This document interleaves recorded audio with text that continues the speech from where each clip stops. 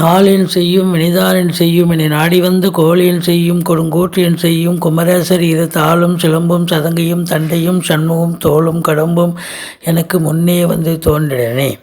உலகமெங்கும் வாழ்ந்து கொண்டிருக்கும் ஸ்ரீ குபேரன் டிவி நேயர்களுக்கு சைதை ராஜாவின் அன்பான வணக்கங்கள்.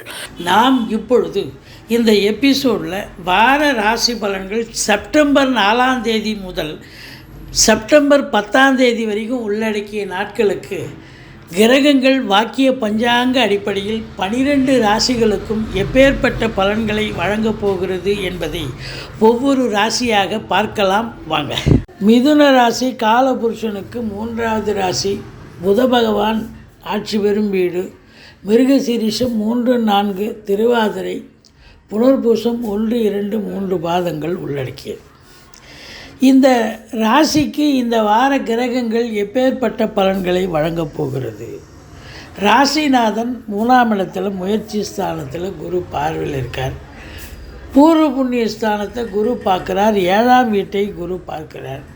10ஆம் இடத்து அதிபதி குருவே 11ல் இருக்கார். அப்போது இந்த மிதுன ராசிக்கு அப்படின்னு பார்த்திங்கன்னா இந்த காலகட்டங்கள் ரொம்ப சிறப்பாக இருக்கும். இந்த வாரம் கிரகங்கள் ரொம்ப அற்புதமான பலன்களை வாரி வழங்கப் போகிறது.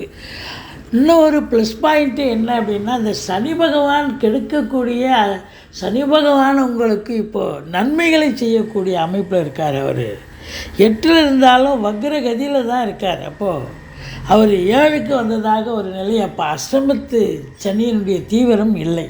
7ல் சனி கொஞ்சம் போகிற இடம் வர்ற இடம்லாம் கொஞ்சம் ப்ராப்ளங்கள் இருக்கும், எதிர்ப்புகள் இருக்கும். அது ஒன்று தானே ஒழிய மற்றபடி ஒன்றும் குறை கிடையாது.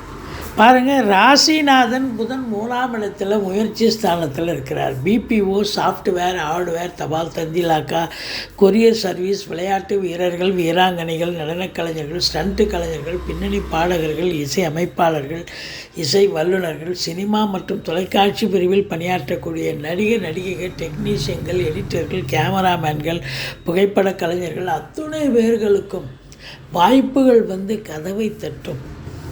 அதில் குறிப்பாக இளைய சகோதர சகோதரிகளால் ஆதரவு கிடைக்கும்.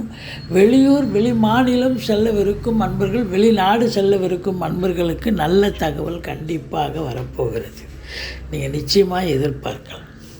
மற்றபடி உங்களுக்கு 2ஆம் இடத்தில் சுக்கிரனே இருக்கிறார். லட்சுமி கடாட்சம் நிறைந்த ஒரு வாரமாக இது விளங்கப் போகிறது.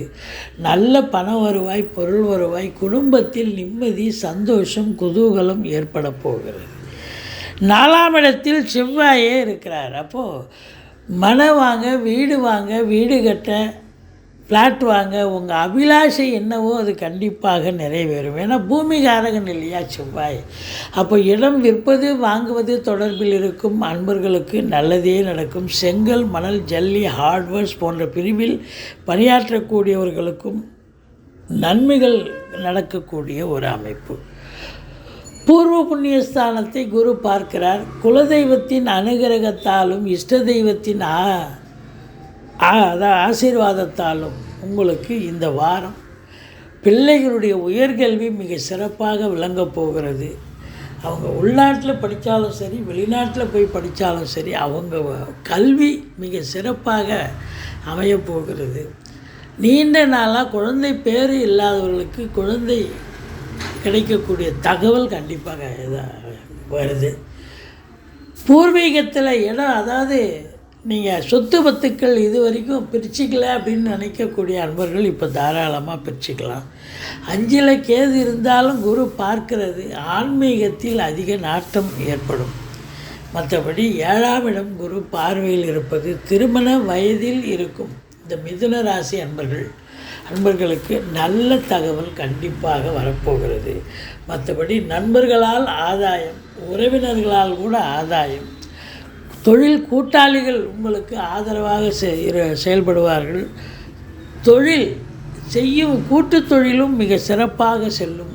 ஏன், எதிர் வீடு, பக்கத்து வீடு, நட்பு வட்டாரம், சொந்த பந்தம், வேலை பார்க்குற இடம், தொழில் பண்ணுற இடம், எல்லா இடத்திலும் உங்களுக்கு ஆதரவுகள் கிடைக்கும் என்று சொன்னால் மிகையாகாது. மற்றபடி உங்களை பொறுத்தவரையிலையும் சனி பகவான் 8ல் இருந்தாலும் அவர் வக்ரகதியில் இருக்கிறதால குறை ஒன்றும் இல்லை. சனி பகவான் உங்களுக்கு நல்லதே செய்வார். கொஞ்சம் நீங்கள் வேலை பார்க்குற இடத்துல, தொழில் பண்ணுற இடத்துல 7ஆம் இடம், 7ஆம் பாவங்கிறது உங்களை எதிர்க்க நிற்கிற அத்தனை பேரும் 7ஆம் பாவம் தான், மனைவி உள்பட. கொஞ்சம் பார்த்து பேசுங்க, விட்டு கொடுத்து போங்க, அரவணைச்சு போங்க.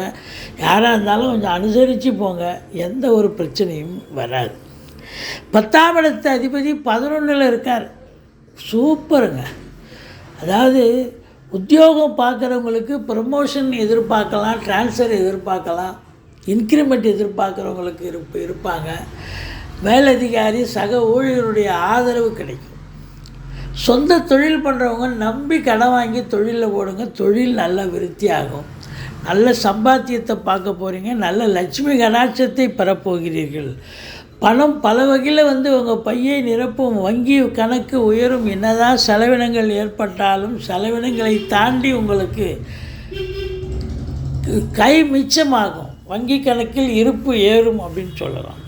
ஏன்னா 11ஆம் இடத்தில் ஒரு கிரகம் இருந்தாலே நல்லது செய்யும். 2 கிரகம் இருக்குங்க. அப்போ அந்நிய பொருளாதாரம் வீடு தேடி வரும். வெளிநாட்டில் வேலை செய்கிறவங்களுக்கு அற்புதமான ஒரு காலகட்டம். உள்நாட்டு வாணிபம், வெளிநாட்டு வாணிபம், ஏற்றுமதி இறக்குமதியாளர்கள், ஷேர் மார்க்கெட்டில் இன்வெஸ்ட் பண்ணுறவங்க, ஸ்பெக்குலேஷன் பண்ணுறவங்க, ஆன்லைன் பிஸ்னஸ் பண்ணுறவங்க, ஹோட்டல் பிஸ்னஸ் பண்ணுறவங்க, இவங்களுக்கெல்லாம் பல அற்புதங்கள் நடக்கப் போகிறது என்று சொன்னால் மிகையாகாது. சூரியனும் புதனும் குரு பார்வை பெற்று 9ஆம் இடத்தை பார்ப்பதால் யோக பாக்கியங்கள் கிடைக்கும். ஆன்மீகத்தில் அதிக நாட்டங்கள் ஏற்படும்.